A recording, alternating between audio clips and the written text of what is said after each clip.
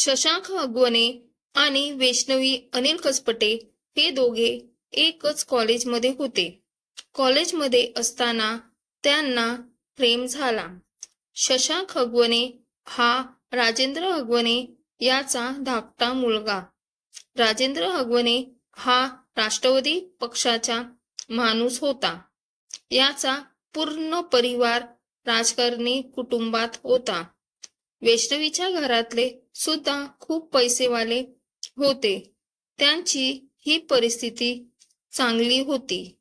अनिल साहेबराव कसपटे हे आपल्या मुलीवर म्हणजे वैष्णवीवर खूप प्रेम करत होते. वैष्णवी शशांक बद्दल जेव्हा आपल्या वडिलांना सांगितले तेव्हा त्यांचा नकार होता. वडिलांनी शशांकची चौकशी सुद्धा केली तेव्हा त्यांनी त्यांच्याबरोबर खुश राहणार नाही असे मला वाटते.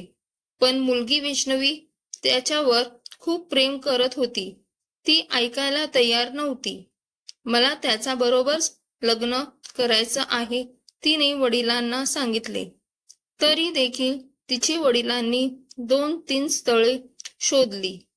परंतु शशांकने वैष्णवीचे लग्न ज्या ठिकाणी जमलं त्या ठिकाणी फोन करून त्यांच्याबद्दल आणि तिच्याबद्दल म्हणजे आमचे एक दुसरेवर प्रेम आहे असे सांगितले. त्यामुळे तिचे लग्न मोडले. वैष्णवीच्या वडिलांना माहिती पडलं. शशांक आपली बदनामी करतो. जर आपले नाते संबंधामध्ये जर माहिती झाले तर खूप बदनामी होईल. वैष्णवीला सुद्धा त्याच्याशी लग्न करायचं होतं. ती माघार घेत नव्हती. लग्न करेल तर शशांक सोबतच करेल म्हणू लागली. शशांक बरोबर पळून जाण्यासाठी सुद्धा तयार होती. पण किती केली तर आपली लाडाची मुलगी. त्यांनी तिला थांबवले आणि तिच्या विचार करून खुशीसाठी त्यांनी लग्नाला होकार दिला. नंतर वैष्णवी आणि शशांक च्या साखरपुडा झाला. दोघेही खूप खुश होते. साखरपुडा नंतर लग्नाची तारीख ठरली. मग काय राजकारणातील मोठी माणसं त्यांची नियत फिरली. आमच्या लग्नाला खूप मोठे माणसं येणार. लग्नाला हुंडा सुद्धा जास्त मिळायला पाहिजे. लग्नात मुलाला गाडी सुद्धा पाहिजे. आमच्या लग्नाला मोठे नेता सुद्धा येणार. पण वैष्णवीच्या वडिलाला हे सर्व सहन होत नव्हतं. पण काय मुलीच्या खुशीसाठी त्यांनी सर्व कबूल केले. पण सासरच्या लोकांचे सगळे अटी मान्य केले. 28 एप्रिल 2023 रोजी वैष्णवी आणि शशांकचा ताटामाटात लग्न पार पडले. एवढेच नाही तर लग्न तिच्या माहेरच्यांनी 51 तोळे सोने, चांदीची गाडी तसेच फॉर्च्युनर गाडी ही दिले. स्वतःहून त्यांनी ही सगळं दिलं. आमची फॅमिली राजकारणी मोठी आहे. लोक काय म्हणतील आम्हाला असे बोलून त्यांच्याकडून मागितले. लग्न झाल्यावर 6 महिने दोघे खुश सुखी होते. वैष्णवी शांत स्वभावाची होती म्हणून ती सर्वांची ऐकायची. काही दिवसानंतर तिला सासू सासरे आणि नणंद यांच्यात बदल वाटू लागल्या. नणंद सुद्धा वैष्णवी बद्दल चुगली करत होती. घरातली मुलगी बोलल्यावर तिला कोणीच काही बोलत नव्हते.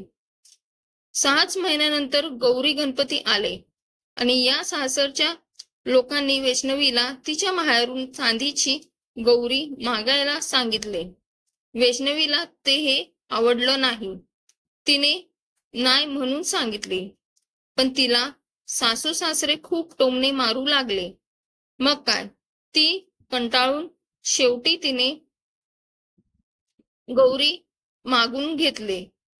माहेरच्यांनी मुलीला निराश केले नाही. चांदीच्या गौरी करून दिल्या. मग वैष्णवीची खूप छळ होत होतं. पैशासाठी तिला प्रत्येक वेळी माहेरी यावा लागत असे. कधी पैसे, कधी ब्रँडेड लाखाचा घड्याळ तर कधी महागडा गॉगल, 2 लाखाचा फोन असे तिला आणायला सांगत होते. पण वैष्णवीसाठी आई वडील ते सर्व पूर्ण करत होते. पण वैष्णवी टेन्शन मध्ये जात होती. मग काय, वैष्णवी आपले सासरच्या लोकांबद्दल सांगू लागली होती. ते लोक मला खूप टॉर्चर करतात म्हणू लागली. एक दिवस वैष्णवी मामाला बोलली, शशांक सोबत लग्न करण्याचा माझा निर्णय चुकीचा होता. मामा, मला आत्ता समजलं. माझी सासरचे लोक चांगले नाही. मी खूप चुकी केली. वैष्णवी दिवस गेले, परंतु शशांक वैष्णवीच्या चरित्रावर बहिणीच्या ऐकून संशय घेऊ लागला. माझं नाही तो तिला म्हणू लागला. वैष्णवी खूप दुःखी होती आणि टेन्शन मध्ये होती. आपण ज्या नवऱ्यावर विश्वास ठेवू लागलं तोच नवरा आपल्या चरित्रावर संशय घेत आहे. सासू सासरेचे वाईट वाटत नव्हतं, पण नवरा आपल्यावर विश्वास ठेवत नाही किंवा नवरा हा माझा कधीच झाला नाही. मग वैष्णवीने खूप विचार करून त्या दिवशी विष पिऊन स्वतःला संपवण्याचा निर्णय घेतला. मग शशांक जेव्हा वैष्णवीला असे पाहिले, त्याने घाईघाईने आपल्या बहिणीला घेत वैष्णवीला हॉस्पिटलमध्ये दाखल केले. वैष्णवी वाचली. शशांक व त्याची बहीण घरी निघून गेली. तुमची मुलगी तुम्हालाच राहू द्या, आम्हाला नाही नांदवायची. वैष्णवी आपल्या आई वडिलांसोबत माहेरी आली आणि आपल्या बापाला बोलली, माझी खूप मोठी चूक झाली. मी शशांक बरोबर लग्न केले. मी आता परत जाणार नाही.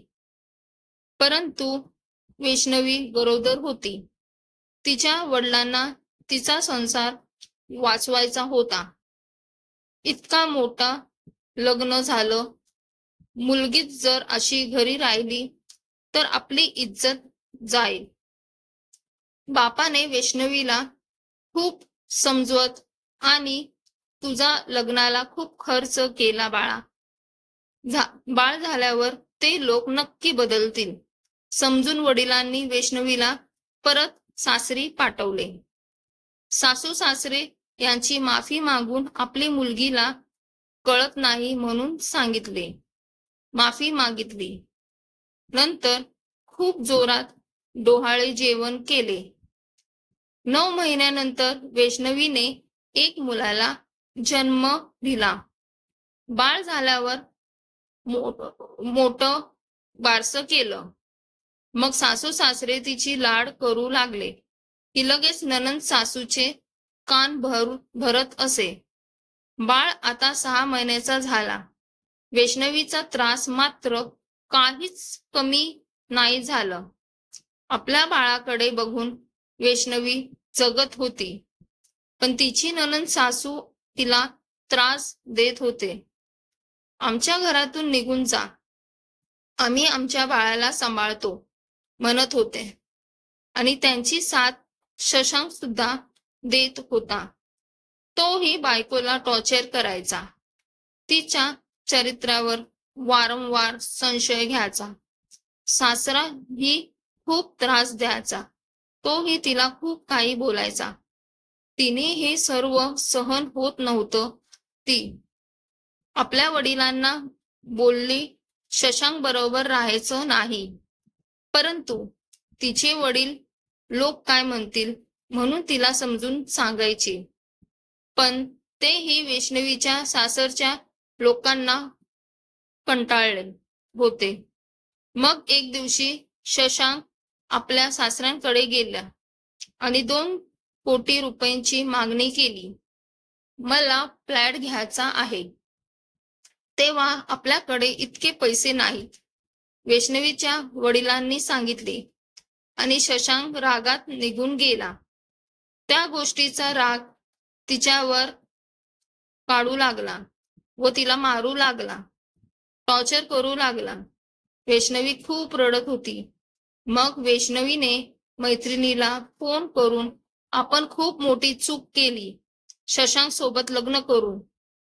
जर आई वडिलांचे ऐकून दुसरीकडे लग्न केलं असतं तर मी खूप सुखी असते. फक्त मला बाळासाठी जगायचं आहे. ती खूप रडत होती. त्या दिवशी ती खूप डिप्रेशन मध्ये होती. त्या दिवशी तिच्या सोबत काय झालं कुणास ठाऊक. जेव्हा तिच्या रूम मध्ये शशांक गेला तेव्हा ती बेशुद्ध पडलेली अवस्था शशांकला दिसली. शशांक आणि त्याच्या कुटुंबाने तिला हॉस्पिटलमध्ये नेले. शशांकने वैष्णवीच्या मामाला फोन करून वैष्णवी फास घेतला म्हणून सांगितले. मामा व वैष्णवीच्या आई वडील घाईघाईने हॉस्पिटलमध्ये आले. डॉक्टरांना वैष्णवीला मृत घोषित केले होते. तेव्हाच त्या वडिलांना आपल्या मुलीच्या अंगावर मारलेले निशाण दिसले, डोक्याला मारलेले दिसले आणि आपल्या मुलीने गळफास घेतला नसून तिचा या सासरच्या लोकांनी खून केल्याचा आरोप लावला. सासरच्या लोकांनी हुंड्यासाठी तिचा छळ केला आणि त्यामुळे मुलीचा जीव गेला आणि आता आमच्या मुलीचा मुलगा आमच्याकडे राहावा, त्याचा सांभाळ आम्ही करू, असे रडून रडून वैष्णवीचा बाप म्हणत होता.